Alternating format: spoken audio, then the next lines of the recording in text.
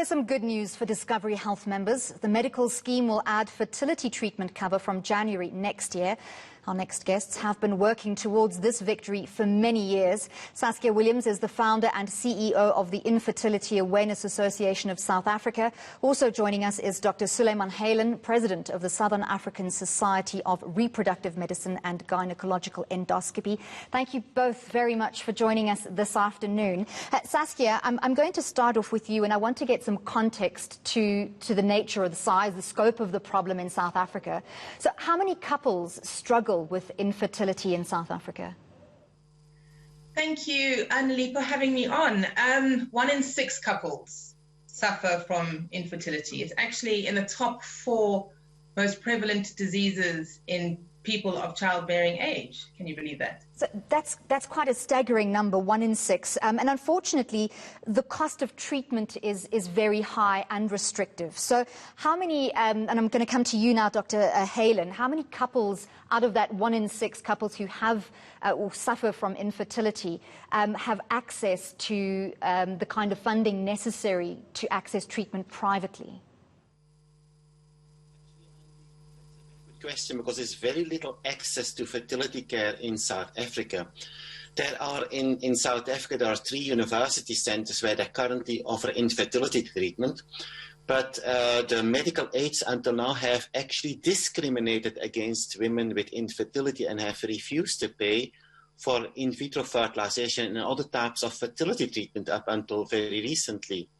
They have always covered for examinations and tests for infertility, but they have not paid, and they have refused to pay for the treatment for in vitro fertilization and other fertility treatments to help these women to have a baby. And it's actually quite a discrimination against other types of medical diseases. They cover all other types of diseases, but not infertility. And now with IFAS, there's been quite a sorry, Doctor, to interrupt you, but could you tell us what's the basis of their argument for not having covered infertility treatment in the past? Actually, there is no basis, because infertility is a disease classified by the WHO that leads to disability. And the WHO has said that infertility is a disease and therefore must be treated like any other disease. There is no difference if you suffer from infertility, which is caused by a medical condition like endometriosis or polycystic ovaries or blocked fallopian tubes, or for instance, if you have a pain in your knee or if you need a hip replacement. This is the same type of medical condition, and therefore it should be covered. And there is actually no reason why infertility should not be covered. Yeah. Saskia, I can see you want to jump in there.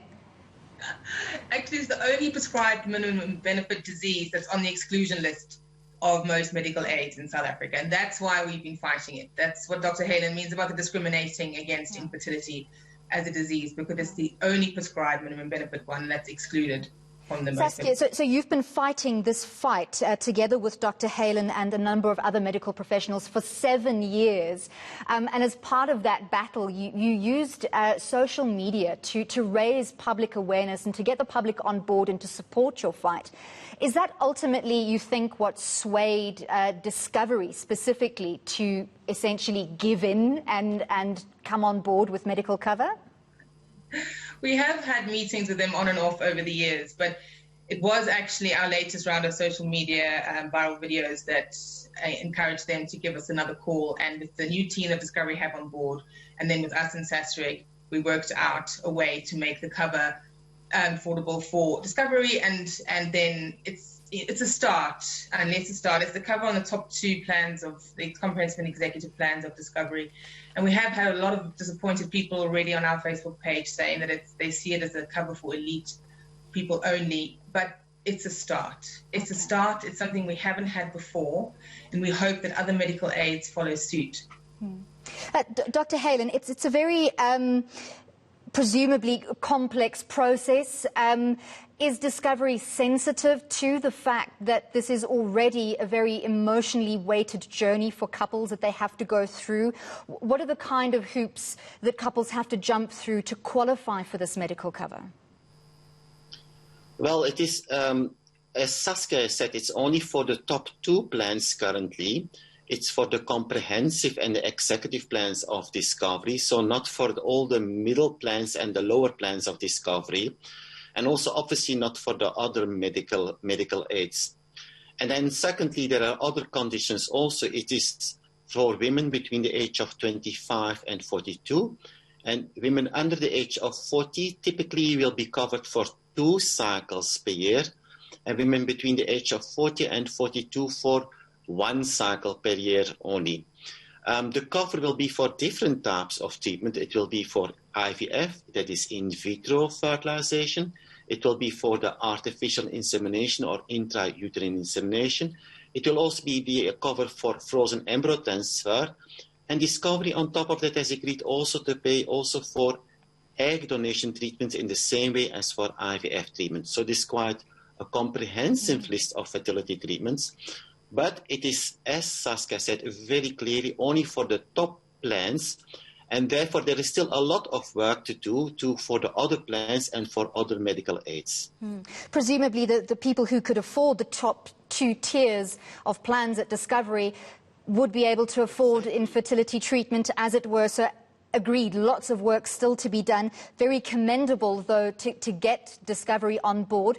Are you expecting other medical aids to follow suit shortly? Yes, we do. And Saskia is still making a lot of noise on social media. And SASREC will also try to contact other medical aids and speak to them. And we hope that once Discovery has it's out, that the other medical aids will wake up finally. Because infertility treatment is not covered in South Africa, but in other countries, in nearly all countries in the world, insurance do cover fertility treatment. So it's quite an exception in South Africa. Therefore, we have to fight quite hard that our South African women have got the same rights as other women in the world. Saskia, I'm going to come back to you. I don't want it to look like we're leaving the men out of the picture here, because infertility very much impacts them as well. Does this cover also cover treatments for men, testing the parts where men have to donate sperm that's used for insemination? Does it cover all of those procedures? It does. It does cover that. And they have been covering the diagnosis of infertility up till now anyway, because they had to do that as a PMB disease. But yes, it is. It's actually, I think Dr. Heylen may change it, but it's 40% female, generally 40% male, and then 20% unexplained. Is that right, Dr. Heylen? Yes, I would say maybe 20% combined male and female. Unexplained is not that common anymore these days. Okay, great. That's correct, Saskia. Well, thank you very much. Saskia, before I let you go, just to find out as well about the importance, to people who are able to conceive easily or naturally or without any problems, it might be difficult to understand the struggle that couples who struggle to conceive go through. Give us some emotional context to the kind of trauma that infertility testing and treatment at your own cost puts on a couple. It's huge. It's huge. You fall behind your peers financially. You don't move ahead in your career because you're waiting to take the maternity benefits potentially that you have in your job. It's very emotionally taxing on the couple as a couple. A lot of couples actually get divorced because they go through this process. Otherwise, you come out stronger on the other side. But it affects your mental health hugely. And the fact that it was excluded as a PMB disease and discriminated against actually increased the stigma and the shame around infertility. So we do actually have to thank Discovery for now taking a bit of that away and helping us to remove the stigma attached to this disease that affects 1 in 6 couples. Well, thank you very much both for joining this discussion. We've been speaking to Saskia Williams and Dr. Sulaiman Heylen. Absolute triumph there for couples facing infertility, that they now do have some access to medical aid cover for treatment. Hopefully other medical aids will follow suit.